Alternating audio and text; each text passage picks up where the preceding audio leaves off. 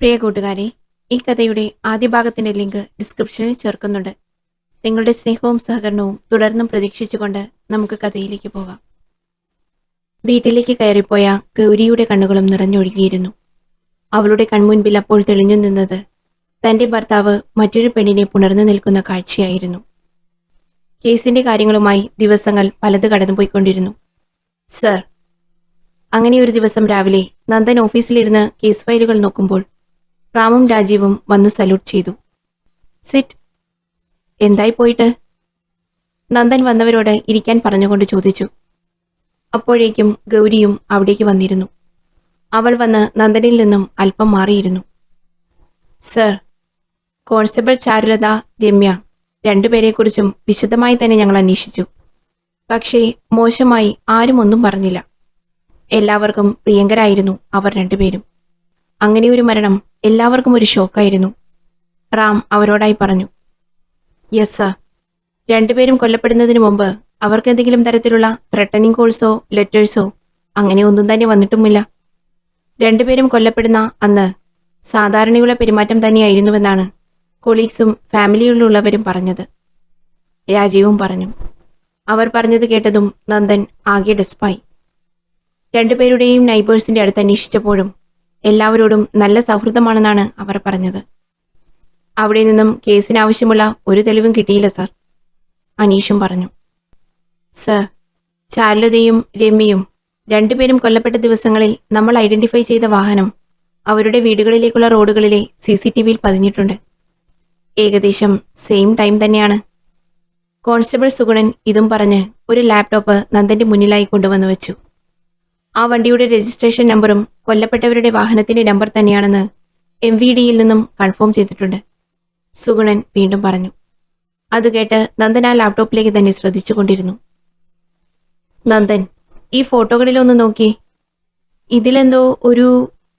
ഇതും പറഞ്ഞ് നന്ദന്റെ മുന്നിലേക്ക് ഗൗരി 3 ഫോട്ടോകൾ കൊണ്ടുവന്നു. അതുകണ്ട് നന്ദൻ അലസമായി അതിലേക്കൊന്ന് നോക്കി. വിക്ടിംസ് കൊല്ലപ്പെട്ട് കിടന്ന ബാത്റൂമിലെ ചുവരിലെ എഴുത്താണ് ക്രൈം S. ഫോട്ടോകൾ നോക്കി ഗൗരി പറഞ്ഞു. നന്ദൻ ആദ്യം അലസമായി നോക്കിയെങ്കിലും 3 ഫോട്ടോകളിലും എന്തോ ഒരു വ്യത്യാസമുള്ള പോലെ അവന് തോന്നി. ഇതെന്താ ക്രൈം S? സാധാരണ ക്രൈം എന്നല്ലേ പറയുന്നത്? അല്ലേൽ ക്രൈംസ് അത് ഒറ്റവാക്കല്ലേ? പക്ഷേ ഇവിടെ ക്രൈം കഴിഞ്ഞ് അല്പം സ്പേസ് ഇട്ട് S. ഫോട്ടോ നോക്കി കോൺസ്റ്റബിൾ സുഗുണൻ ചോദിച്ചു. അത് കൊലയാളി നമുക്കിട്ട് തന്നൊരു കച്ചിത്തുരുമ്പാണ്, നന്ദൻ ആലോചനയോടെ പറഞ്ഞതും. യെസ്, എനിക്കും അങ്ങനെയാണ് തോന്നുന്നത്. ഈ ലെറ്റേഴ്സിൽ കൊലയാളി എന്തോ ഒന്ന് ഒളിപ്പിച്ചിട്ടുണ്ട്, ഗൗരി വീണ്ടും പറഞ്ഞു. ഈ ഫോട്ടോസൊക്കെ ആരുടെ അടുത്തു നിന്നാണ് കിട്ടിയത്? നന്ദൻ ചോദിച്ചു. ആദ്യത്തേത് ചാരുലത, രണ്ടാമത്തെ രമ്യ, അവസാനത്തേത് ഐറിക്, ഗൗരി പറഞ്ഞു. അതുകേട്ട് എന്തോ ഒന്ന് ആലോചിച്ച ശേഷം നന്ദൻ ഓരോ വൈറ്റ് പേപ്പർ എടുത്ത് ഓരോ ഫോട്ടോയുടെയും താഴെയായി വെച്ചു. എന്നിട്ട് ഒരു പേന കയ്യിലെടുത്തു. ആ ഫോട്ടോയിലേക്ക് തന്നെ നോക്കി അല്പനേരം ഇരുന്നു. എന്നിട്ട് ആദ്യത്തെ പേപ്പറിൽ C എന്നും രണ്ടാമത്തെ പേപ്പറിൽ R എന്നും മൂന്നാമത്തെ പേപ്പറിൽ I എന്നും എഴുതി വെച്ചു. പിന്നെയും ആ ഫോട്ടോയിലേക്ക് തന്നെ നോക്കിയിരുന്നു. അതുകണ്ട് ബാക്കിയുള്ളവർ മനസ്സിലാകാത്ത പോലെ നന്ദനെ നോക്കി. സാർ, ഇത്? യെസ്, ഇത് കണ്ടില്ലേ? ഈ 3 ഫോട്ടോയിലെ ലെറ്റേഴ്സിൽ ഞാൻ മാർക്ക് ചെയ്ത പോലെ ഓരോ അക്ഷരങ്ങൾക്ക് മറ്റുള്ള അക്ഷരങ്ങളെ അപേക്ഷിച്ച് കുറച്ച് കടുപ്പം കൂടുതലാണ്. ആദ്യം കൊല്ലപ്പെട്ടത് ചാരുലത C, രണ്ടാമത് കൊല്ലപ്പെട്ടത് രമ്യ R, മൂന്നാമത് കൊല്ലപ്പെട്ടത് ഐറിക് I. ക്രൈം S എന്ന വാക്കിലെ ആദ്യ 3 ലെറ്റേഴ്സ് CRI. നന്ദൻ പറഞ്ഞു നിർത്തിയതും എല്ലാവരും അത്ഭുതത്തോടെ നന്ദനെ നോക്കി. ആ കൊലയാളി ചുവരിൽ എഴുതിയിരിക്കുന്ന ക്രൈം S എന്ന വാക്കിലെ ഓരോ ലെറ്റേഴ്സിലും ഇതുപോലെ ഓരോ പേരുകൾ അല്ലെങ്കിൽ ആളുകൾ ഒളിഞ്ഞിരിപ്പുണ്ട്.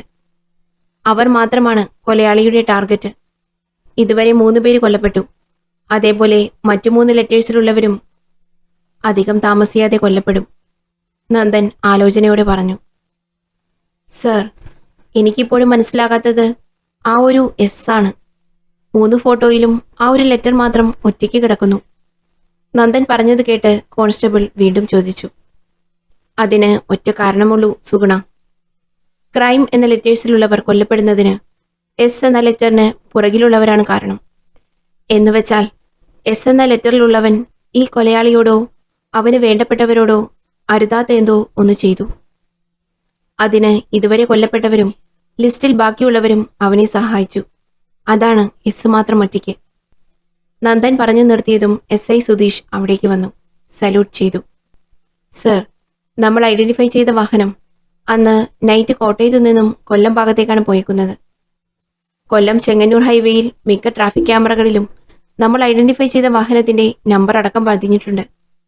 അവസാനം ആ വാഹനം പതിഞ്ഞത് കൊല്ലം ഏനാത്തിനടുത്താണ്. സുധീഷ് പറഞ്ഞു നിർത്തി. അപ്പോൾ ആ കൊലയാളിയുടെ സങ്കേതം ഏനാത്തിനടുത്താണ്. നന്ദൻ ഇതും പറഞ്ഞ് അവിടെയുണ്ടായിരുന്ന കേരളത്തിലെ മാപ്പിൽ ഏനാത്ത് എന്നിടത്ത് മാർക്ക് ചെയ്തു. അതിലെ മറ്റു സ്ഥലങ്ങൾ നോക്കി. സർ, ഏനാത്തിലാണ് കൊലയാളിയുള്ളതെന്ന് എങ്ങനെ പറയാൻ പറ്റും? അവിടെ നിന്നും പലയിടത്തോട്ടും പോകാമല്ലോ. നന്ദൻ പറഞ്ഞത് കേട്ട് സുധീഷ് ചോദിച്ചു. യെസ്, തീർച്ചയായും. ഞാനൊരു പോസിബിലിറ്റി പറഞ്ഞതേ ഉള്ളൂ. ഒരു ക്ലൂവും കിട്ടാത്തിടത്തു നിന്നും ഇത്രയുമായില്ലേ. ബാക്കി നമുക്ക് അവിടെ ചെന്ന് അന്വേഷിക്കാം. അതിനു മുമ്പ് കുറച്ചു കാര്യങ്ങൾ കൂടി അറിയാനുണ്ട്. ഇത്രയും പറഞ്ഞ് നന്ദൻ അവിടെയുണ്ടായിരുന്ന സീറ്റിലിരുന്നു. സുധീഷ്, താൻ ഇന്ന് തന്നെ ഏനാത്തിനടുത്തുള്ള പോലീസ് സ്റ്റേഷനുമായി ബന്ധപ്പെടണം. എന്നിട്ട് അവരോട് ടൗണിൽ നിന്നും വിട്ട് അല്പം ഉള്ളിലോട്ട് മാറി എവിടെയെങ്കിലും ഒറ്റപ്പെട്ട വീടുകളുണ്ടോ എന്ന് അന്വേഷിക്കാൻ പറയണം. ഉണ്ടേൽ അവിടെ ആരാണ് താമസം, എത്ര നാളായി അവിടെ അവർ താമസിക്കുന്നു എന്നൊക്കെ ഒന്ന് ചോദിച്ചറിയണം. അതുപോലെ നമ്മൾ ഐഡന്റിഫൈ ചെയ്ത ആ വാഹനം ആ പരിസരത്ത് എവിടെയെങ്കിലും ഉണ്ടോ എന്ന് നോക്കാൻ കൂടെ പറയണം. പിന്നെ ഇപ്പോൾ നമ്മുടെ കയ്യിലുള്ള നമ്പർ കൊടുക്കണ്ട. കൊലയാളി തീർച്ചയായും ആ വണ്ടിയുടെ നമ്പർ ഇതിനോടകം മാറ്റിയിട്ടുണ്ടാകും. നന്ദൻ പറഞ്ഞു. Yes sir. പിന്നെ അന്വേഷിക്കാൻ ചെല്ലുന്നവർ പോലീസുകാരാണെന്ന് അവർ അറിയരുതെന്ന് പ്രത്യേകം പറയണം. ഗൗരിയും പറഞ്ഞു. Okay madam. ഇതും പറഞ്ഞ് സുധീഷ് തന്റെ ഫോൺ എടുത്ത് അവിടെ നിന്നും അല്പം മാറി നിന്നു. ദിവസങ്ങൾ കുറച്ചു കടന്നുപോയി. അങ്ങനെ ഒരു ദിവസം ഉച്ചയോടുകൂടി അനീഷും ജോബിനും അവരെ ഏൽപ്പിച്ച ദൗത്യം പൂർത്തിയാക്കി തിരിച്ചെത്തി. നന്ദനെ സല്യൂട്ട് ചെയ്തുകൊണ്ട് അവന് എതിർവശത്തായി ഇരുന്നു. സാറിന്റെ സംശയം ശരിയായിരുന്നു. ആദ്യം കൊല്ലപ്പെട്ട രമ്യയും ചാരുലതയും കഴിഞ്ഞ 7 വർഷത്തിനിടയിൽ 4 ഒരുമിച്ച് വർക്ക് ചെയ്തിട്ടുണ്ട്. പിന്നെ ഐറിക് സാറിനെ കൂടി നോക്കുമ്പോൾ അവർ ഒരു സ്റ്റേഷനിൽ 2 മാസം ഒരുമിച്ച് വർക്ക് ചെയ്തിരുന്നു. യെസ്, അതെവിടെ? അനീഷ് പറഞ്ഞതും നന്ദൻ ആകാംക്ഷയോടെ ചോദിച്ചു. Sir, Thampanoor police station. ഒരു 4 വർഷം മുമ്പ്. 4 വർഷം? Yes sir. 4 വർഷം മുമ്പ് ഐറിക് അവിടെ SI ആയി ചെല്ലുമ്പോൾ രമ്യയും ചാരുലതയും അവിടെ കോൺസ്റ്റബിൾമാരായി ഉണ്ടായിരുന്നു. 2 മാസം കഴിഞ്ഞ് രമ്യ ആലപ്പുഴയിലേക്കും 1 മാസം കൂടി കഴിഞ്ഞ് ചാരുലത മലപ്പുറത്തേക്കും ട്രാൻസ്ഫറായി പോയി. ജോബിൻ പറഞ്ഞു. ഓക്കെ. ആ 2 മാസത്തിനിടയിൽ എന്തോ ഒരു ഇഷ്യൂ അവിടെ നടന്നിട്ടുണ്ട്. അറിഞ്ഞോ അറിയാതെയോ ഇവരെല്ലാം അതിൽപ്പെട്ടു കാണും. അപ്പോൾ അവിടെ നിന്നാണ് നമ്മൾ കൊലയാളിയെ അന്വേഷിക്കേണ്ടത്. സർ, കൊലയാളിയെയല്ല, അങ്ങനെയൊരു ഇഷ്യൂ അവിടെ നടന്നിട്ടുണ്ടെങ്കിൽ അതാണ് ആദ്യം കണ്ടെത്തേണ്ടത്. അതിന് കാരണക്കാരായവരെയും. നന്ദൻ പറഞ്ഞത് കേട്ട് ഗൗരി പറഞ്ഞു. യെസ്, അതാണ് ആദ്യം അന്വേഷിക്കേണ്ടത്.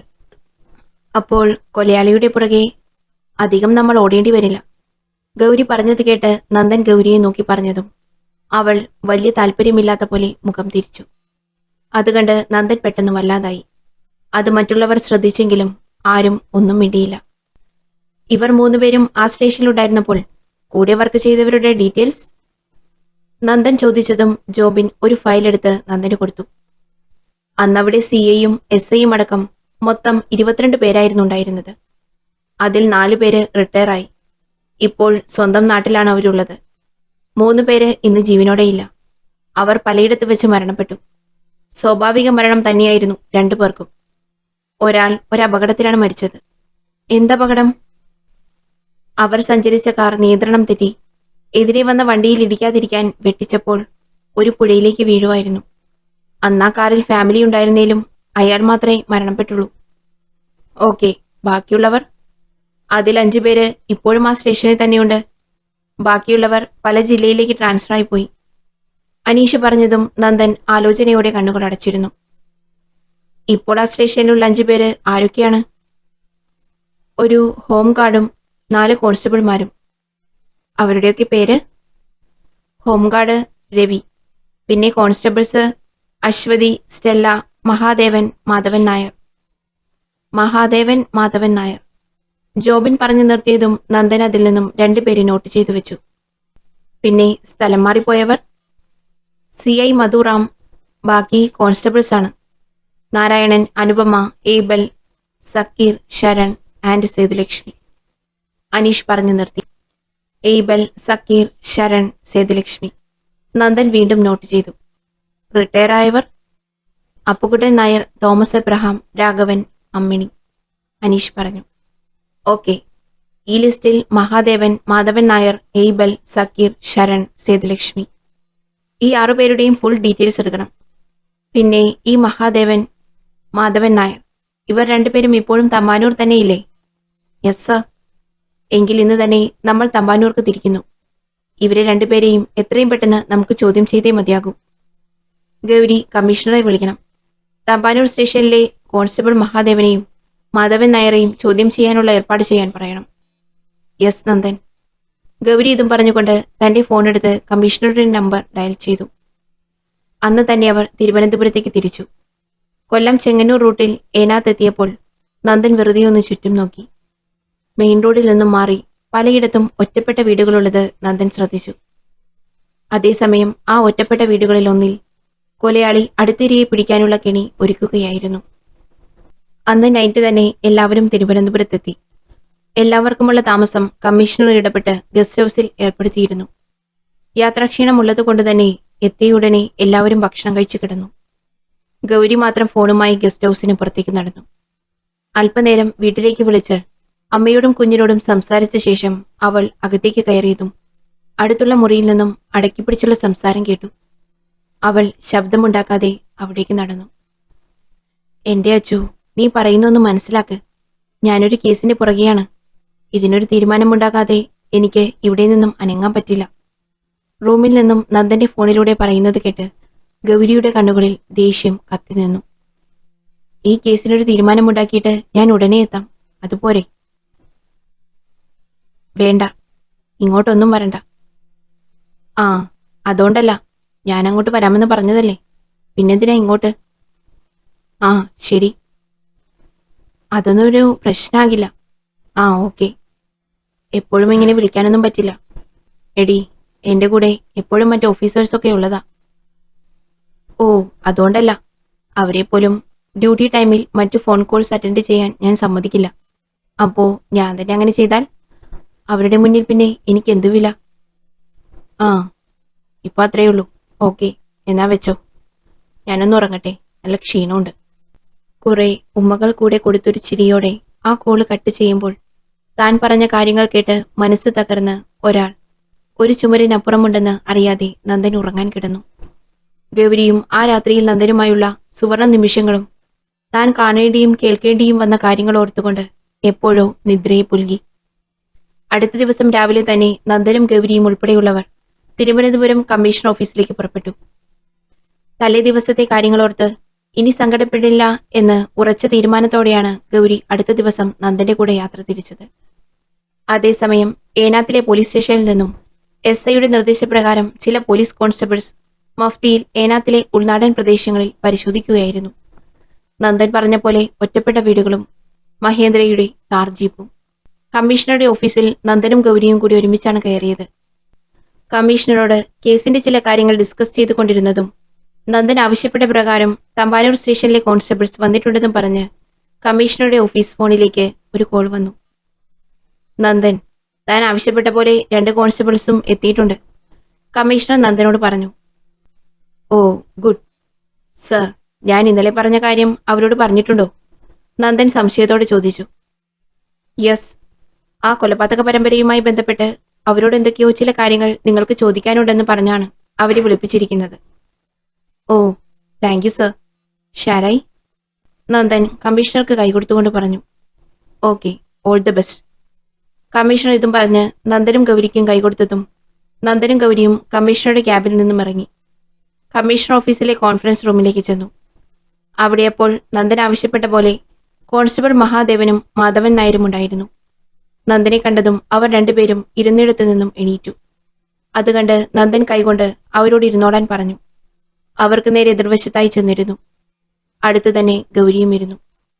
എന്താ സാർ ഞങ്ങളെ കാണണമെന്ന് പറഞ്ഞത്? വന്നു കുറച്ചു നേരമായിട്ടും നന്ദനും ഗൗരിയും ഒന്നും ചോദിക്കാതിരിക്കുന്നത് കണ്ട് മഹാദേവൻ തന്നെ ചോദിച്ചു. അത് നിങ്ങൾ അറിഞ്ഞു കാണുമല്ലോ. കഴിഞ്ഞ കുറച്ചു നാളുകൾക്കിടയിൽ കേരള പോലീസിലെ 3 പേര് അതിക്രൂരമായി കൊല്ലപ്പെട്ടത്. നന്ദൻ ചോദിച്ചതും യെസ് സർ, അവർ 3 പേരോടൊപ്പം ഞങ്ങൾ കുറച്ചുനാൾ വർക്ക് ചെയ്തിട്ടുണ്ട്. അവരുടെ മരണം അറിഞ്ഞപ്പോൾ അതൊരു ഷോക്കായിരുന്നു. മാധവൻ നായർ വിഷമത്തോടെ പറഞ്ഞു. ഇവർ 3 പേരോടൊപ്പം എത്ര നാൾ വർക്ക് ചെയ്തിട്ടുണ്ട് നിങ്ങൾ 2 പേരും? അത് കൃത്യമായി ഓർമ്മയില്ല സാർ. ഒരു 3-4 വർഷം മുമ്പായിരുന്നു, മഹാദേവൻ പറഞ്ഞു.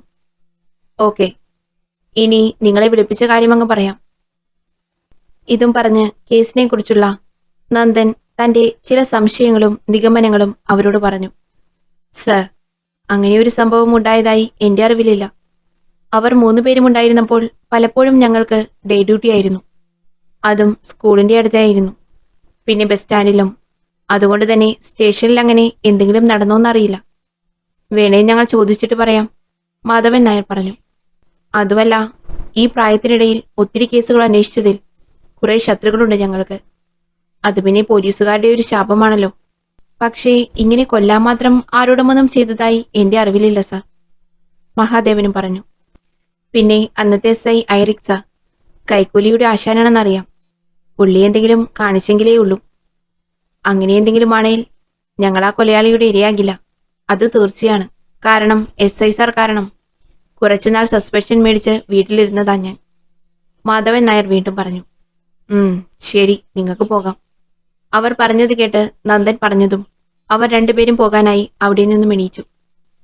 പിന്നെ ഒരു ബ്ലാക്ക് മഹീന്ദ്ര താർ ജീപ്പാണ് കൊലയാളിയുടേതെന്ന് ഞങ്ങൾ സംശയിക്കുന്നത്. നിങ്ങൾ എവിടെയെങ്കിലും വെച്ച് അങ്ങനെ ഒരു ജീപ്പ് ഫോളോ ചെയ്യുവാണെങ്കിൽ എന്നെ ഉടനെ അറിയിക്കണം. ഇതാണ് എന്റെ നമ്പർ. ഇതും പറഞ്ഞ് നന്ദൻ അവർ തന്റെ ഫോൺ നമ്പർ കൊടുത്തു.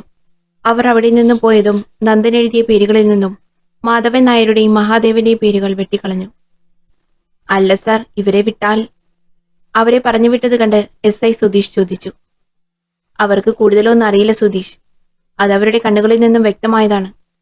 ഇതും പറഞ്ഞ് നന്ദൻ നിരാശയോടെ കണ്ണുകളടച്ച് കസേരയിലേക്ക് ചാരിയിരുന്നു. അത് കണ്ട് ഗൗരിയുടെ ചുണ്ടിൽ പുച്ഛമായൊരു ചിരി വിരിഞ്ഞു. ജോബിൻ, പെട്ടെന്ന് എന്തോ ഓർത്തെന്ന പോലെ നന്ദൻ വിളിച്ചു. സർ, ഇന്നലെ പറഞ്ഞ ലിസ്റ്റിൽ ഏബൽ, സക്കീർ, ശരൺ, സേതുലക്ഷ്മി ഇവരൊക്കെ ഇപ്പോൾ എവിടെയാണ്? അത് 1 മിനിറ്റ് സർ.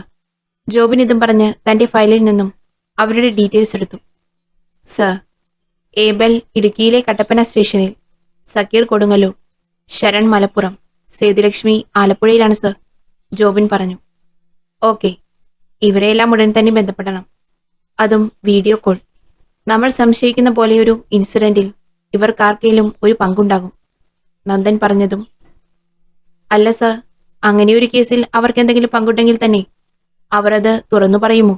ജോബിൻ ചോദിച്ചു. സ്വന്തം ജീവനിൽ കൊതിയില്ലാത്തവർ ആരെങ്കിലും ഉണ്ടോ?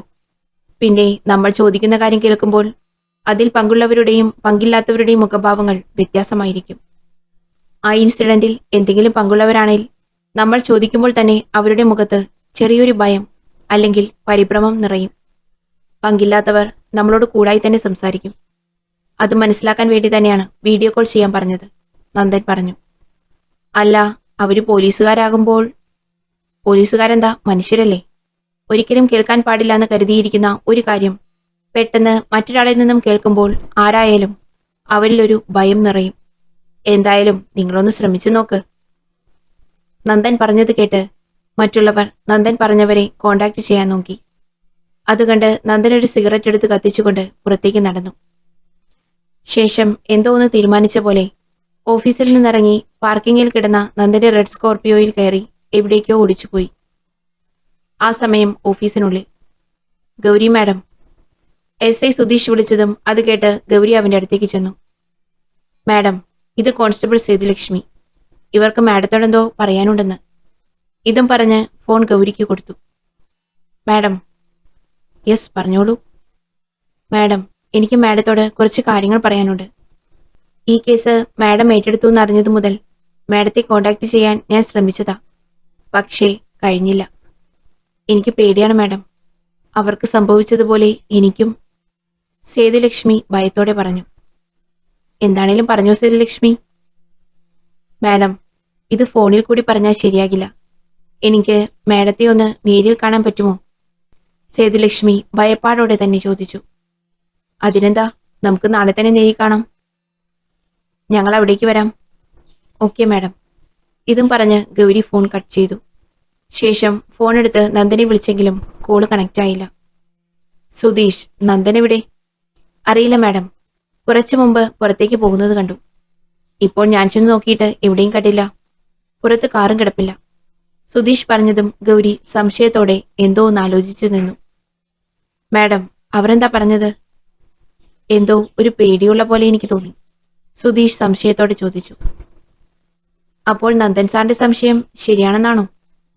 അങ്ങനെ പറയാറായിട്ടില്ല. എന്തായാലും നാളെ അറിയാം, ഗൗരി പറഞ്ഞു. അല്ല മാഡം, നന്ദൻ സാർ കഴിഞ്ഞ ദിവസം പറഞ്ഞതുപോലെയാണേൽ അടുത്ത കൊല്ലപ്പെടേണ്ടയാൾ എം വെച്ച് തുടങ്ങുന്ന ഒരു പേരുകാരനാകണ്ടേ? എം വെച്ച് തുടങ്ങുന്ന പേര് നമ്മുടെ ലിസ്റ്റിൽ മാധവൻ നായരും മഹാദേവനുമായിരുന്നു. പക്ഷേ അവർക്ക് ഈ കേസുമായി ഒരു ബന്ധവുമില്ലെന്ന് നന്ദൻ സാർ തന്നെ പറയുകയും ചെയ്തു. അപ്പോ പിന്നെ ഇനി അടുത്തതാരായിരിക്കും? ജോബിൻ സംശയത്തോടെ ഗൗരിയോട് ചോദിച്ചു. അത് കൃത്യമായി അറിയണമെങ്കിൽ ആ കൊലയാളിയോട് തന്നെ ചോദിക്കണം. ഗൗരി ഇതും പറഞ്ഞ് അവിടെ നിന്നും ഇറങ്ങി. അപ്പോഴേക്കും നന്ദൻ തിരിച്ചു വന്നു. ശേഷം എല്ലാവരും കമ്മീഷണർ ഓഫീസിൽ നിന്നും തിരിച്ച് ഗസ്റ്റ് ഹൗസിലേക്ക് യാത്ര തിരിച്ചു. എന്തായി അവരെ വിളിച്ചിട്ട്? എന്തെങ്കിലും? Yes sir. സുധീഷ് ഇതും പറഞ്ഞ് സേതുലക്ഷ്മിയെ വിളിച്ചതും ശേഷം അവർ പറഞ്ഞ കാര്യങ്ങളെല്ലാം സുധീഷും ഗൗരിയും കൂടി പറഞ്ഞു. അപ്പോൾ നാളെ തന്നെ നമുക്ക് ആലപ്പുഴയിലേക്ക് തിരിക്കണം. സേതുലക്ഷ്മിക്ക് എന്താ പറയാനുള്ളതെന്ന് നമുക്കറിയണം. എന്റെ ഊഹം ശരിയാണേൽ നമുക്ക് കൊലയാളിയിലേക്ക് എത്താനുള്ളൊരു വഴിയായിരിക്കും സേതുലക്ഷ്മിക്ക് പറയാനുള്ളത്. നന്ദൻ സംശയത്തോടെ പറഞ്ഞതും എല്ലാവരും അതുതന്നെയാവണേ സേതുലക്ഷ്മിക്ക് പറയാനുള്ളതെന്ന് അവരും ആഗ്രഹിച്ചു. ബാക്കിയുള്ളവരുടെ അടുത്ത് നിന്ന് എന്തെങ്കിലും? നന്ദൻ ചോദിച്ചതും നോ സർ, നമുക്കാവശ്യമുള്ള ഒരു വിവരവും മറ്റുള്ളവരുടെ അടുത്തു നിന്നും കിട്ടിയില്ല, അനീഷ് പറഞ്ഞു. അപ്പോഴേക്കും അവരുടെ വാഹനം ഗസ്റ്റ് ഹൗസിൽ എത്തിയിരുന്നു. ആ സമയം മറ്റൊരിടത്ത് ഒരു ബാഗുമായി കറുത്ത വസ്ത്രധാരി തന്റെ വീട്ടിൽ നിന്നും ഇറങ്ങി പുറത്തേക്ക് വന്നു. തന്റെ ജീപ്പിലേക്ക് കയറി അടുത്ത ഇരയെ ലക്ഷ്യമാക്കി യാത്ര തുടർന്നു. ഗൗരിയും നന്ദനും അവരുടെ ടീമും അടുത്ത ദിവസം രാവിലെ തന്നെ ആലപ്പുഴയിലേക്ക് എത്തി. സേതുലക്ഷ്മി അന്ന് ലീവ് എടുത്തതുകൊണ്ട് തന്നെ നന്ദനും ടീമും അവരുടെ വീട്ടിലേക്ക് തന്നെയാണ് ചെന്നത്. സേതുലക്ഷ്മിയുടെ വീടിന് മുന്നിൽ ചെന്ന് നിന്ന് ഗൗരി വിളിച്ചതും അവർ ഇറങ്ങി വന്നു. കണ്ടാൽ ഒരു 28 വയസ്സ് തോന്നിക്കുന്ന യുവതി. ഒരു നോർമൽ ചുരിദാറാണ് വേഷം. കണ്ണുകളിൽ ഒരു ഭീതി നിറഞ്ഞു നിൽക്കുന്നു. നാളുകളായി ഉറക്കം നഷ്ടപ്പെട്ട പോലെ. വരൂ മാഡം, കയറിയിരിക്കൂ. സേതുലക്ഷ്മി വന്നവരെ അകത്തേക്ക് ക്ഷണിച്ചു. നന്ദനും ഗൗരിയും മറ്റുള്ളവരും വീടിനുള്ളിലേക്ക് കയറി. നന്ദൻ കയറിയപ്പോൾ തന്നെ ആ വീടിനുള്ളിൽ വശമൊന്ന് നോക്കി. വളരെ ചെറിയൊരു വീടാണെങ്കിലും എല്ലായിടവും വളരെ മനോഹരമാക്കി വെച്ചിരിക്കുന്നു. അകത്ത് കയറിയവരെല്ലാം സേതുലക്ഷ്മി ചൂണ്ടിക്കാണിച്ച കസേരകളിലായിരുന്നതും ഒരു 12 വയസ്സുകാരി അവർക്ക് കുടിക്കാൻ വേണ്ടി ചായയുമായി അവരുടെ അടുത്തേക്ക് കൊണ്ടുവന്നു. ചേച്ചിയുടെ മോള. അവളൊരു ആക്സിഡന്റിൽ മരിച്ചപ്പോൾ ഇവളെ ഞാനിങ്ങ് കൂട്ടി. എന്റെ മോനൊരു കൂട്ടായി. ആ പെൺകുട്ടിയെ നോക്കിയിരുന്ന ഗൗരിയെ കണ്ട് സേതുലക്ഷ്മി പറഞ്ഞു. സേതുലക്ഷ്മിയുടെ ഫാമിലിയൊക്കെ? ഹസ്ബൻഡും ഒരു മോനും, പിന്നെ ഹസ്ബൻഡിന്റെ അമ്മയും. കുഞ്ഞുറങ്ങുവാണ്. ഹസ്ബൻഡിന് ചെറിയൊരു ഷോപ്പുണ്ട്, അവിടേക്ക് പോയതാ, അവൾ പറഞ്ഞു.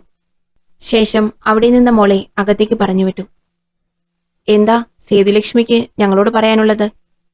ചായ കുടിച്ച് ഗ്ലാസ് അവിടെയുണ്ടായിരുന്ന ചെറിയ ടീപ്പോയിലേക്ക് വെച്ചുകൊണ്ട് ഗൗരി ചോദിച്ചു. അപ്പോഴേക്കും അവരുടെ കൂടെയുണ്ടായിരുന്ന ഒരു കോൺസ്റ്റബിൾ സേതുലക്ഷ്മി കാണാതെ ഒരു വീഡിയോ റെക്കോർഡർ ഓൺ ചെയ്തു. അത് മാഡം, എനിക്കിപ്പോൾ പേടിയാണ് മാഡം. ഐറിക് സാറിന്റെ കൊലപാതകം കൂടി അറിഞ്ഞ ശേഷം ഇപ്പോൾ രാത്രിയിൽ ഉറക്കം പോലുമില്ല. എന്ത് ശബ്ദം കേട്ടാലും ഞാൻ ഞെട്ടി ഉണരുവാണ്.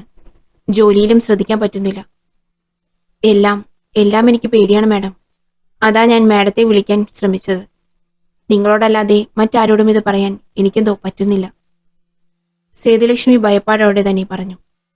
നിങ്ങൾ കാര്യം പറയൂ ലക്ഷ്മി, എന്നാലല്ലേ ഞങ്ങൾക്ക് എന്താ ചെയ്യാൻ പറ്റുമെന്നറിയൂ, ഗൗരി വീണ്ടും പറഞ്ഞു.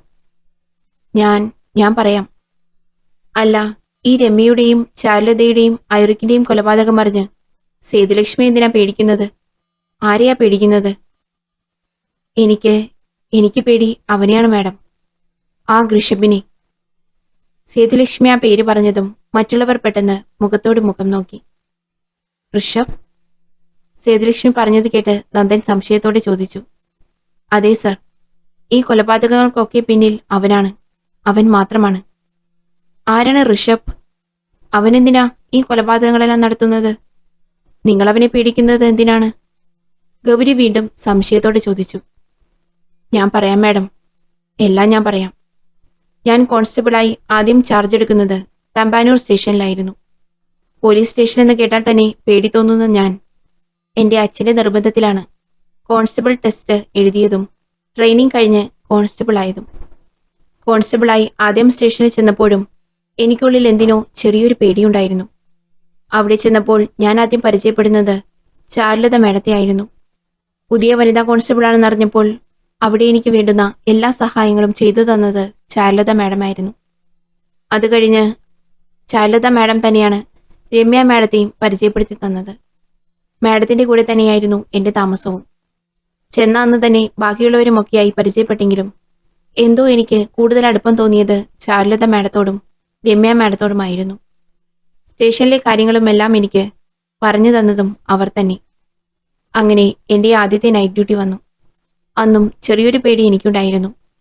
കാരണം ഡേ പോലെയല്ലല്ലോ നൈറ്റ്.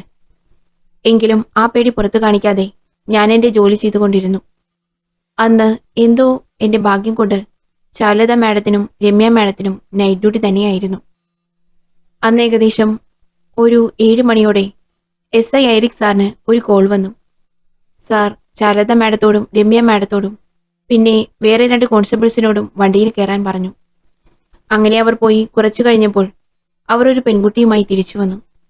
ഒരു മോഷണ കേസെന്ന് പറഞ്ഞാണ് ആ പെൺകുട്ടിയെ കൊണ്ടുവന്നത്. ഏതോ ഒരു ജ്വല്ലറിക്കാരന്റെ കാറിൽ നിന്നും ആ പെൺകുട്ടി ഒരു ബാഗും അതിലുണ്ടായിരുന്ന സ്വർണവും പണവും മോഷ്ടിച്ചെന്നാണ് പറഞ്ഞത്. ആ പെൺകുട്ടിയോട് എത്ര ചോദിച്ചിട്ടും അവളൊന്നും എടുത്തില്ല എന്നാണ് പറഞ്ഞത്. അത് കണ്ട് SI സാർ പറഞ്ഞിട്ട് ചാരുലത മാഡവും രമ്യ മാഡവും ആ പെൺകുട്ടിയെ കുറെ ഉപദ്രവിക്കുകയൊക്കെ ചെയ്തു. പക്ഷേ എന്തൊക്കെ ചെയ്തിട്ടും അവളൊന്നും എടുത്തില്ലെന്ന് മാത്രം പറഞ്ഞുകൊണ്ടിരുന്നു. അപ്പോഴേക്കും അന്നത്തെ CI മധുറാം സാറും സ്റ്റേഷനിലേക്ക് വന്നിരുന്നു. സാർ അപ്പോൾ എന്തോ മുൻപരിചയമുള്ള പോലെ ആ പെൺകുട്ടിയോട് എന്തൊക്കെയോ സംസാരിക്കുകയൊക്കെ ചെയ്തു. അതൊന്നും പക്ഷേ എനിക്ക് കേൾക്കാൻ പറ്റിയില്ല. അതുമല്ല, അത് എന്റെ വിഷയമല്ലാത്തതുകൊണ്ട് തന്നെ ഞാൻ എന്റെ ജോലിയിൽ ശ്രദ്ധിച്ചു. അന്ന് ഏകദേശം ഒരു 8 മണിയോടെ ആ പെൺകുട്ടിയുടെ അമ്മയും സഹോദരനും കൂടെ സ്റ്റേഷനിലേക്ക് വന്നു. കണ്ടാൽ തന്നെ പാവം തോന്നുന്ന ഒരമ്മയും ഒരു 18 വയസ്സ് പ്രായം തോന്നിക്കുന്ന ഒരു പയ്യനും കൂടിയായിരുന്നു വന്നത്. അവർ വന്ന് കാര്യം ചോദിച്ചപ്പോൾ SI സാർ ആ പെൺകുട്ടി കാറിൽ നിന്നും ബാഗ് മോഷ്ടിച്ച കാര്യം പറഞ്ഞു. പക്ഷേ അതവർ വിശ്വസിച്ചില്ല. അവരുടെ കൊച്ച് അങ്ങനെയൊന്നും ചെയ്യില്ല എന്ന് പറഞ്ഞു. ആ പെൺകുട്ടിയും അന്നേരം ആ അമ്മയോടും അനിയനോടും ഞാനൊന്നും എടുത്തിട്ടില്ല എന്ന് ആവുന്ന പോലെ പറഞ്ഞു. അതൊക്കെ കണ്ടപ്പോൾ എനിക്കും വിഷമം വന്നു. ഞാനത് കണ്ട് SI സാറിനോട് പറഞ്ഞു നോക്കിയെങ്കിലും എന്നോട് അതിൽ ഇടപെടണ്ടെന്ന് പറഞ്ഞു. എന്നെ മാറ്റി നിർത്തി. ആ അമ്മയും മകനും SI സാറിന്റെയും CI സാറിന്റെയും കാല് പിടിച്ചു പറഞ്ഞു, അവരുടെ മകൾ അങ്ങനെയൊന്നും ചെയ്യില്ല, ആരോ അവളെ ചതിച്ചതാണെന്നൊക്കെ. പക്ഷേ SI സാർ അതൊന്നും കേട്ടില്ല. അതിനിടയിൽ ആ പയ്യൻ CI സാറിനോട് എന്തോ പറഞ്ഞതും CI സാർ അവനോട് കുറെ ദേഷ്യപ്പെടുകയും അവനെ അടിക്കുകയും ഒക്കെയുണ്ടായി. അത് കണ്ട് തടയാൻ ചെന്ന അമ്മയെയും ആ പെൺകുട്ടിയെയും അവരുടെ മുന്നിൽ വെച്ച് ഒരുപാട് ഉപദ്രവിച്ചു. അവസാനം അത് കണ്ട് സഹിക്കാൻ മേലാതെ ഞാൻ തന്നെ അവരെ അവിടെ നിന്ന് പിടിച്ചു മാറ്റി വെളിയിലേക്ക് കൊണ്ടുചെന്ന് വിട്ടു. അവരോട് ഏതെങ്കിലും ഒരു വക്കീലിനെ ചെന്ന് കണ്ട് കാര്യം പറഞ്ഞ് അവരെയും കൂട്ടിവരാൻ പറഞ്ഞു വിട്ടു. അവർ കുറച്ചുനേരം കൂടി അന്ന് സ്റ്റേഷനിൽ നിന്നു, ആ പെൺകുട്ടിയെയും കൊണ്ട് പോകാനായിട്ട്. പിന്നെ എന്തോ അവർക്ക് ഞാൻ പറഞ്ഞത് മനസ്സിലായതുപോലെ വക്കീലിനെ കൂട്ടാൻ പോയി. അന്ന് തന്നെ ഒരു 10:30 മണിയോടെ തമ്പാനൂരിലെ ഒരു ലോഡ്ജ് റെയ്ഡ് ചെയ്ത് കുറച്ച് പ്രോസ്റ്റിറ്റ്യൂട്ട്സിനെ കൂടെ സ്റ്റേഷനിലേക്ക് കൊണ്ടുവന്നു. അവരെയെല്ലാം നിർത്തി ഫോട്ടോ എടുത്ത കൂട്ടത്തിൽ ആ പെൺകുട്ടിയെ കൂടി CI സാർ പിടിച്ചു നിർത്തി ഫോട്ടോ എടുപ്പിച്ചു. അവരുടെ കൂടെ തന്നെ സെല്ലിലിട്ടു. ആ പെൺകുട്ടി അന്ന് ഉറങ്ങിയിട്ടില്ല. ഒരേ ഒരു ഇരിപ്പ് തന്നെയായിരുന്നു. അതുകണ്ട് SI സാർ മാറിയപ്പോൾ ഞാൻ ആ പെൺകൊച്ചിനോട് സംസാരിക്കാൻ ചെന്നെങ്കിലും അവൾ ഞാൻ പറയുന്ന ഒന്നും തന്നെ ശ്രദ്ധിച്ചില്ല. അതുകണ്ട് ഞാൻ പിന്നെ അവിടെ നിന്നും ഇറങ്ങി എന്റെ ജോലി തുടർന്നു. അടുത്ത ദിവസം രാവിലെ തന്നെ വക്കീലിനെയും കൊണ്ട് ആ പെൺകുട്ടിയുടെ അമ്മയും അനിയനും വന്നപ്പോൾ പെറ്റീഷൻ പോലും നോക്കാതെ ആ പെൺകുട്ടിയോട് പൊക്കോടാൻ പറഞ്ഞു. അന്നവൾ പോയപ്പോൾ ഞങ്ങളെയൊക്കെ ഒന്ന് നോക്കിയാണ് പോയത്. ആ കണ്ണുകളിൽ തെളിഞ്ഞ ഭാവം എന്തെന്ന് ഞങ്ങൾക്കന്ന് മനസ്സിലായില്ല. പക്ഷേ അന്ന് വീട്ടിൽ പോയ ആ പെൺകുട്ടി അടുത്ത ദിവസം ഒരു മുഴം കയറിൽ അവളുടെ സ്വന്തം ജീവൻ തന്നെ അവസാനിപ്പിച്ചു. അന്ന് അത് അന്വേഷിക്കാൻ ചെന്ന SI സാറിനെയും CI സാറിനെയും ആ പയ്യൻ ആക്രമിക്കാൻ ചെല്ലുകയൊക്കെ ചെയ്തു. അതുകണ്ട് അവിടെയുണ്ടായിരുന്നവർ അവനെ പിടിച്ച് മാറ്റിയെങ്കിലും അവൻ പിന്നെയും എന്തൊക്കെയോ അവനെ വിളിച്ച് പറഞ്ഞുകൊണ്ടേയിരുന്നു. അതിന്റെ പ്രതികാരമെന്നോണം ആ പെണ്ണിനെ അടക്കിയതിന്റെ അടുത്ത ദിവസം തന്നെ എന്തോ ഒരു കുറ്റം ആരോപിച്ച് ആ പയ്യനെ SI സാർ അറസ്റ്റ് ചെയ്തു. സ്റ്റേഷനിൽ കൊണ്ടുവന്ന് അവനെ നന്നായി തന്നെ അന്നും ഉപദ്രവിച്ചു. സേതുലക്ഷ്മി ഇത്രയും പറഞ്ഞു നിർത്തി. അപ്പോഴും നന്ദനും ഗൗരിയും അവളെ തന്നെ നോക്കിയിരിക്കുകയായിരുന്നു. മകളുടെ മരണവും മകന്റെ അറസ്റ്റും. ആ മാതാപിതാക്കൾക്ക് താങ്ങാൻ പറ്റാത്തതുകൊണ്ടായിരിക്കും ആ പെൺകുട്ടിയുടെ അമ്മ വിഷം കലർത്തിയ ഭക്ഷണം തളർന്നു കിടക്കുന്ന അവരുടെ ഭർത്താവിനും കൊടുത്ത് അവരും കഴിച്ച് ആത്മഹത്യ ചെയ്തു. സേതുലക്ഷ്മി തന്റെ കണ്ണുനീര് തുടച്ചുകൊണ്ട് പറഞ്ഞു നിർത്തി. അവർ മരിച്ച ദിവസം തന്നെ ആ പയ്യനെ SI സാർ പറഞ്ഞു വിട്ടു. പക്ഷേ ദിവസങ്ങളുടെ വ്യത്യാസത്തിൽ അമ്മയെയും അച്ഛനെയും ചേച്ചിയെയും നഷ്ടപ്പെട്ട ഒരു ചെറുപ്പക്കാരൻ. അതിന് കാരണമായവരോട് ദേഷ്യമല്ല, പക തന്നെ അവന് തോന്നില്ലേ? അന്ന് രാത്രി തന്നെ അവൻ CI സാറിനെ ഉപദ്രവിക്കാൻ ശ്രമിച്ചു. പക്ഷേ സാറന്ന് എങ്ങനെയോ രക്ഷപ്പെട്ടു. പിന്നെ അവന് ഭ്രാന്താണെന്ന് പറഞ്ഞ് എല്ലാരും കൂടെ മെന്റൽ ഹോസ്പിറ്റലിലുമാക്കി. അവന്റെ ചേച്ചിയുടെ ആത്മഹത്യ പ്രണയനൈരാശ്യമായും മകളുടെ മരണം കണ്ട് അമ്മ ഭർത്താവിനെയും കൊന്ന് ആത്മഹത്യ ചെയ്തെന്നും ഇതെല്ലാം അറിഞ്ഞ അനിയന് ഭ്രാന്തായെന്നും അവരെല്ലാം കൂടി വരുത്തി തീർത്തു. ഇതെല്ലാം ആദ്യ അനുഭവമായിരുന്നതുകൊണ്ട് തന്നെ എനിക്ക് നല്ല വിഷമമുണ്ടായിരുന്നു. അതറിഞ്ഞ പോലെ ചാരുലത മാഡവും രമ്യ മാഡവും എന്നെ ആശ്വസിപ്പിച്ചു. പക്ഷേ അതെല്ലാം കഴിഞ്ഞ് കുറച്ചു ദിവസം കഴിഞ്ഞാണ് ആ പെൺകുട്ടിക്കെതിരെയുണ്ടായിരുന്നത് ഒരു കള്ളക്കേസായിരുന്നുവെന്ന് ഞാൻ അറിഞ്ഞത്. അന്ന് ആ പെൺകുട്ടിയെ അറസ്റ്റ് ചെയ്തെന്നുള്ള ഒരു രേഖ പോലും അവിടെയില്ലായിരുന്നു. ആ പെൺകുട്ടിയെ മാത്രമല്ല, ആ പയ്യനെതിരെയും ഒരു കേസും ആ സ്റ്റേഷനിലില്ലായിരുന്നു. ഇതെല്ലാം ഞാൻ ചാരുലത മാഡത്തോട് പറഞ്ഞപ്പോൾ നമ്മുടെ മേലധികാരി എന്തു പറഞ്ഞാലും അതനുസരിക്കുക മാത്രമാണ് നമ്മുടെ ജോലി, അതിൽ കൂടുതലൊന്നും അന്വേഷിക്കാൻ പോകണ്ട എന്ന് പറഞ്ഞു. എന്റെ വായ അടപ്പിച്ചു. പിന്നെ കുറച്ചുനാൾ കഴിഞ്ഞപ്പോൾ അവർ രണ്ടുപേരും ട്രാൻസ്ഫറായി പോയി. കുറച്ചുനാൾ കഴിഞ്ഞ് ഞാനും. പിന്നെ ആ കാര്യം ഞാനും മറവിയിലേക്ക് വിട്ടിരുന്നു. ഇപ്പോൾ ചാരുലത മാഡവും രമ്യ മാഡവും ഐറിക് സാറും 3 പേരും അതിക്രൂരമായി കൊല്ലപ്പെട്ടപ്പോൾ എനിക്കും ഒരു പേടി, അവൻ എന്നെയും തേടി വരുവോന്ന്. സേതുലക്ഷ്മി പറഞ്ഞ് ഭയത്തോടെ തന്നെ പറഞ്ഞു നിർത്തി. ആ പെൺകുട്ടിയുടെ പേരെന്തായിരുന്നു? എല്ലാം കേട്ടുകഴിഞ്ഞ് നന്ദൻ ചോദിച്ചു. കാളിന്തി. അനിയന്റെ പേര് ഋഷഭ് അല്ലേ? അന്ന് ആ പെൺകുട്ടിക്കെതിരെ കേസ് കൊടുത്ത ആ ബിസിനസ്മാൻ ആരാണ്? അതറിയില്ല. അന്ന് അവനേത് ഹോസ്പിറ്റലിലാണ് അഡ്മിറ്റ് ആക്കിയത്? അറിയില്ല സാർ. അന്നത്തെ ആ CI മധുറാം? മധു M. നന്ദന്റെ മനസ്സിലൂടെ പെട്ടെന്ന് കഴിഞ്ഞ ദിവസം അവൻ കണ്ടെത്തിയ കാര്യങ്ങൾ കടന്നുപോയി. പെട്ടെന്ന് തന്നെ ഞെട്ടിയെണീറ്റു. അതുകണ്ട് മറ്റെല്ലാവരും നന്ദനെ നോക്കി. ജോബിൻ, ഈ മധുറാമിനെ കുറിച്ചുള്ള ഫുൾ ഡീറ്റെയിൽസ് എടുക്കണം, ഉടനെ തന്നെ, നന്ദൻ പറഞ്ഞു. Sure sir. അയാളിപ്പോൾ ഏത് സ്റ്റേഷനിലാ? അത് 1 മിനിറ്റ് സർ. ജോബിൻ ഇതും പറഞ്ഞ് തന്റെ ഫയലെടുത്ത് നോക്കി. Sir, Mallappally police station. Okay, നമുക്ക് എത്രയും പെട്ടെന്ന് അയാളെ ചെന്ന് കാണണം. Okay sir.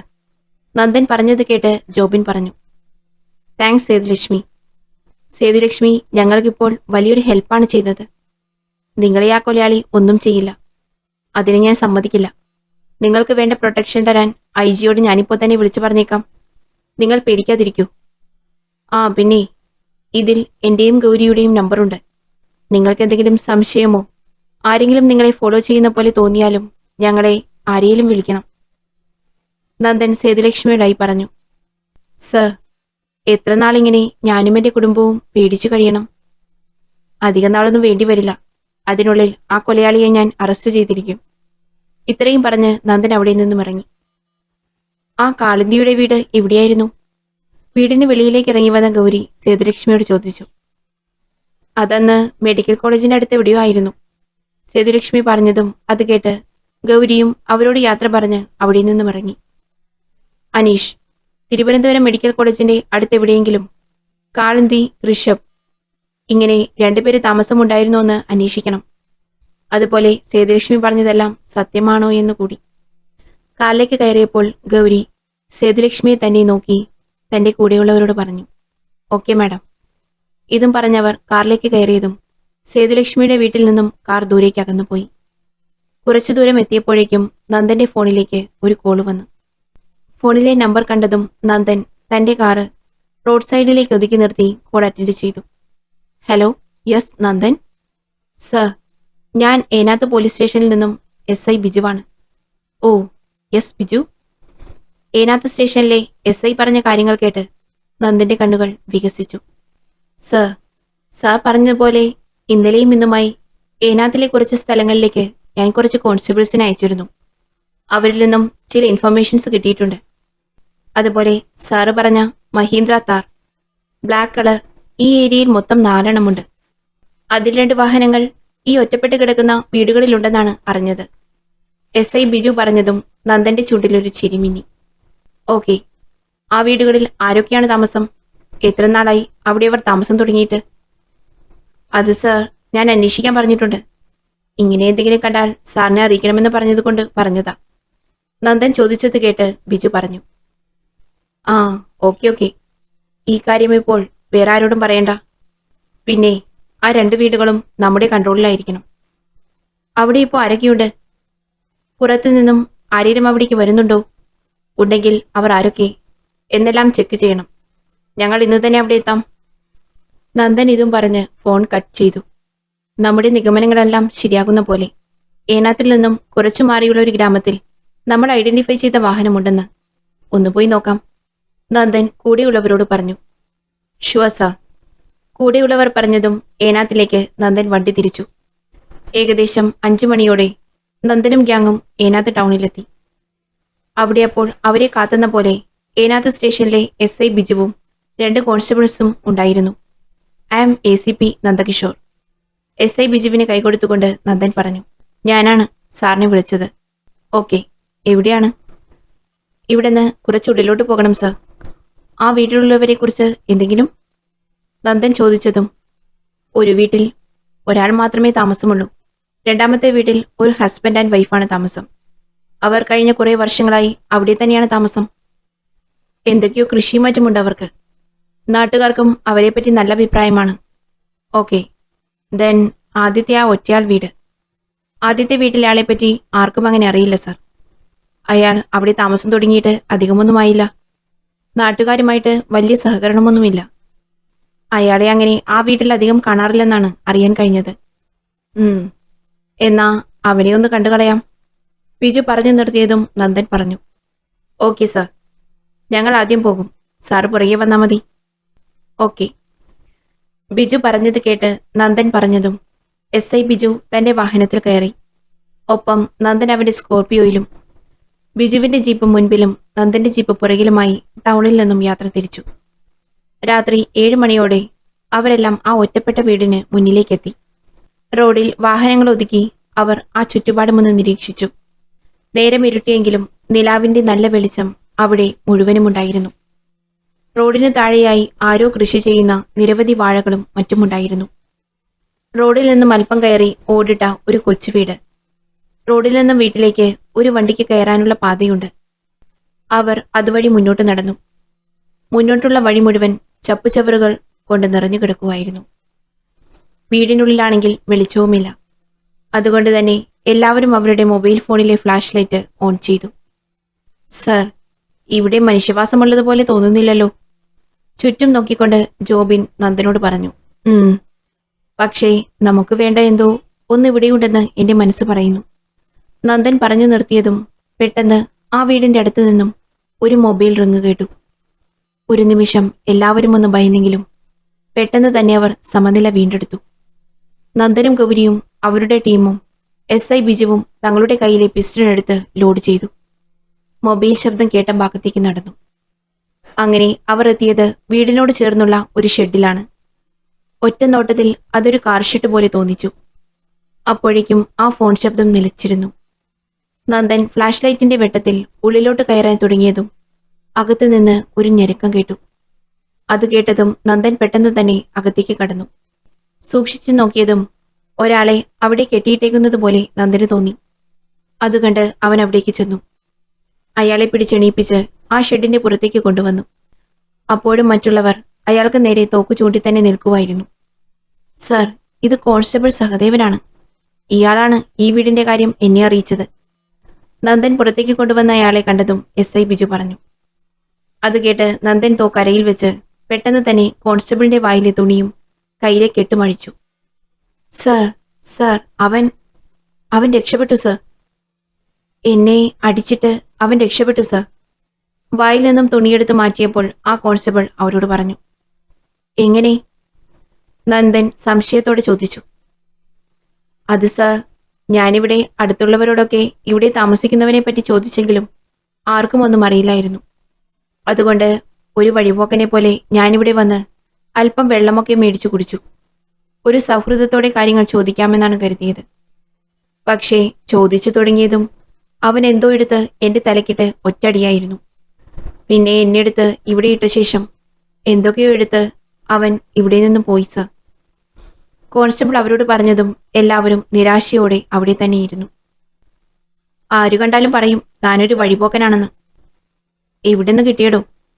ഇയാളൊക്കെയാണോ ഇങ്ങനെ ഒരു പണിക്ക് വിടുന്നത്? നന്ദൻ SIയോട് ദേഷ്യത്തോടെ ചോദിച്ചു. അതുകണ്ട് ഒന്നും മനസ്സിലാകാതെ നിന്നപ്പോഴാണ് ആ കോൺസ്റ്റബിളിന്റെ ഡ്രസ്സ് നോക്കിയത്. കാക്കി പാൻറ്റും ഷൂവും. അതുകണ്ട് SI കോൺസ്റ്റബിളിനോട് എന്തു വാടേന്ന് കൈകൊണ്ട് ചോദിച്ചതും അയാൾ തല താഴ്ത്തി നിന്നു. I am sorry sir. അപ്പോഴേക്കും നന്ദൻ ആ വീടിന്റെ സൈഡിൽ കൂടെ നടന്ന് ആ വീട് നോക്കുകയായിരുന്നു. ഒരു ജനൽ കണ്ടതും നന്ദൻ അവിടേക്ക് ചെന്ന് ആ ജനൽ തുറക്കാൻ നോക്കി. അല്പം പ്രയാസപ്പെട്ടെങ്കിലും അവസാനം ആ ജനൽ അവൻ തുറന്നു.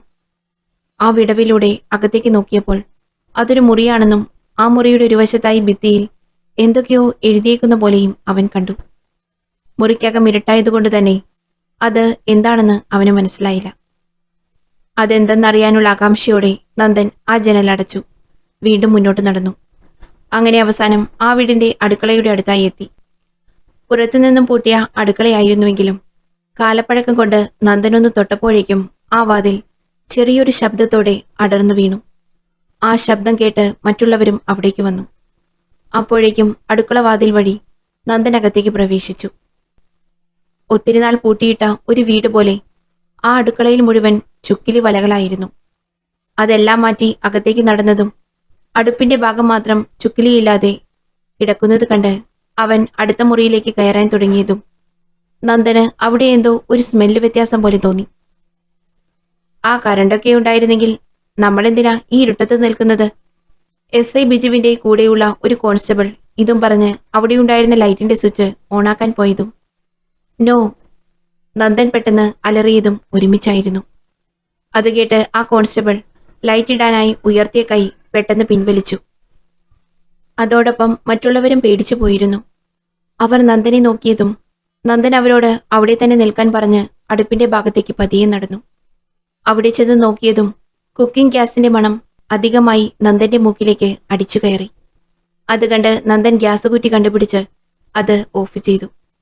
അപ്പോഴാണ് നന്ദൻ മുൻപ് ദേഷ്യപ്പെട്ടതിന്റെ കാര്യം അവർക്ക് മനസ്സിലായത്. അതുകണ്ട് SI അയാളെ കനപ്പിച്ചൊന്ന് നോക്കിയതും അയാൾ തലയും താഴ്ത്തി അവിടെ നിന്നും ഇറങ്ങിപ്പോയി.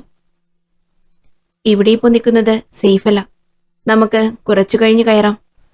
നന്ദൻ ഇതും പറഞ്ഞ് എല്ലാവരുമായി പുറത്തിറങ്ങി. കുറച്ചുനേരം അങ്ങനെ നിന്നതും നന്ദൻ വീണ്ടും ആ വീടിനുള്ളിലേക്ക് കയറി. മൊബൈൽ ഫോണിലെ ഫ്ലാഷ് ലൈറ്റിന്റെ വെളിച്ചത്തിൽ സാവധാനം ഓരോ മുറിയും കയറി നന്ദനും ഗ്യാങ്ങും പരിശോധന നടത്തി. അവസാനം നന്ദൻ ജനൽ തുറന്ന് നോക്കിയ മുറിയിലേക്ക് കയറി.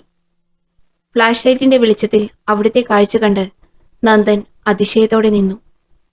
ഒരു മേശയിലായി ഒരു 22 വയസ്സ് തോന്നിക്കുന്ന ഒരു പെൺകുട്ടിയുടെയും അവളുടെ അച്ഛന്റെയും അമ്മയുടേതുമെന്ന് തോന്നിപ്പിക്കുന്ന 3 ഫോട്ടോകൾ അടുപ്പിച്ച് നിരത്തിവെച്ച് മാലയിട്ട് വെച്ചേക്കുന്നു.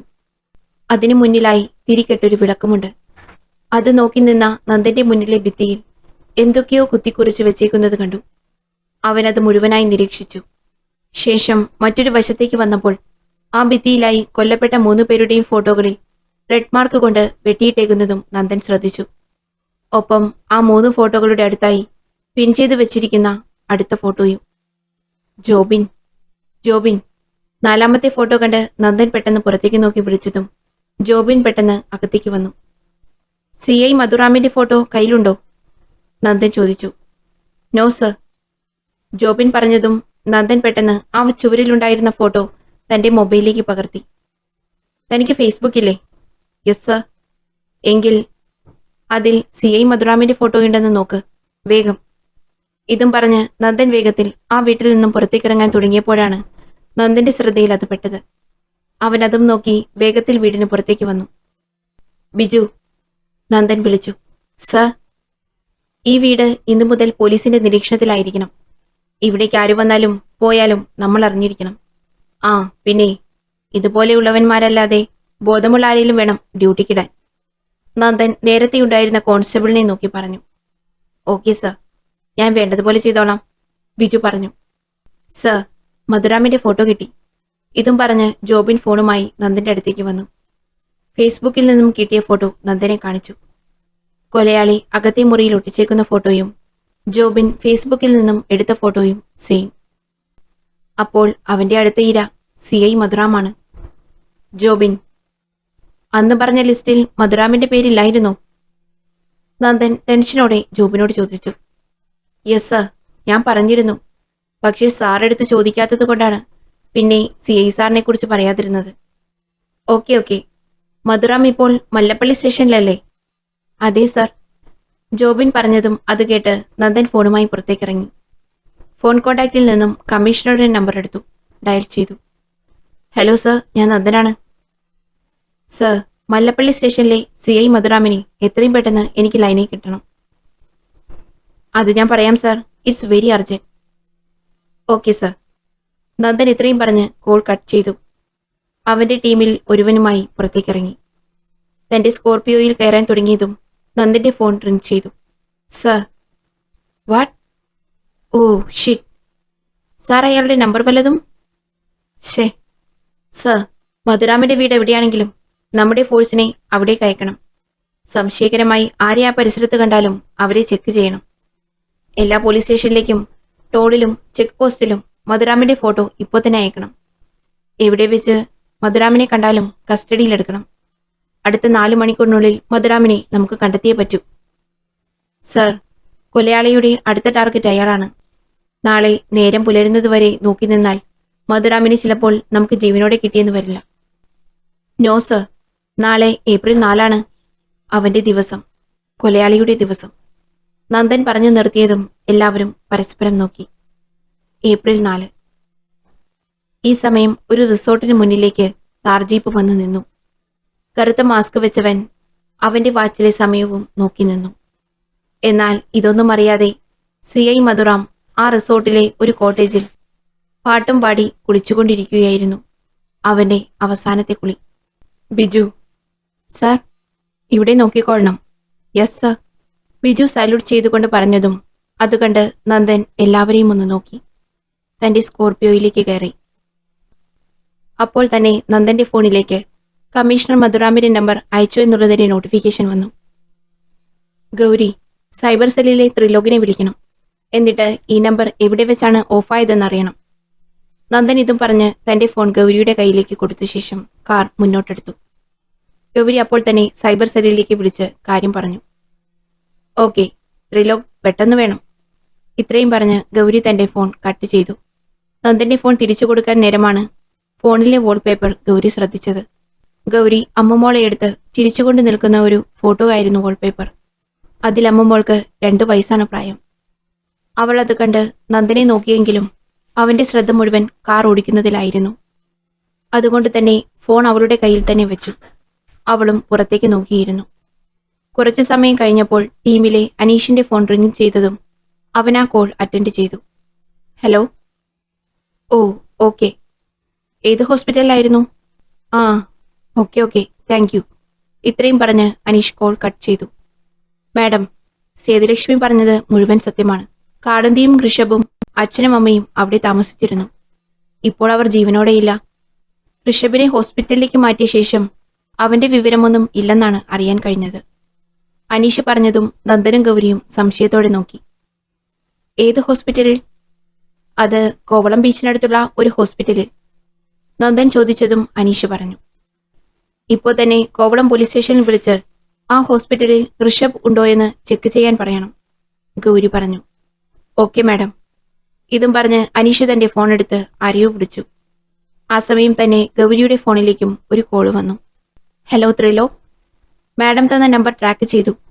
ഇടുക്കി അടിമാലിക്കടുത്ത് വെച്ചാണ് ഫോൺ ഓഫായിരിക്കുന്നത്. അടിമാലി? യെസ്, തൊടുപുഴ മൂന്നാർ റൂട്ട്, ത്രിലോക് പറഞ്ഞു. സമയം evening 6 o'clock. Okay, thanks Trilok. ആ നമ്പർ എപ്പോഴേലും ഓണാവുകയാണെങ്കിൽ എന്നെ ഇൻഫോം ചെയ്യണം. തീർച്ചയായും മാഡം. ഇത്രയും പറഞ്ഞ് ഗൗരി ആ കോള് കട്ട് ചെയ്തു.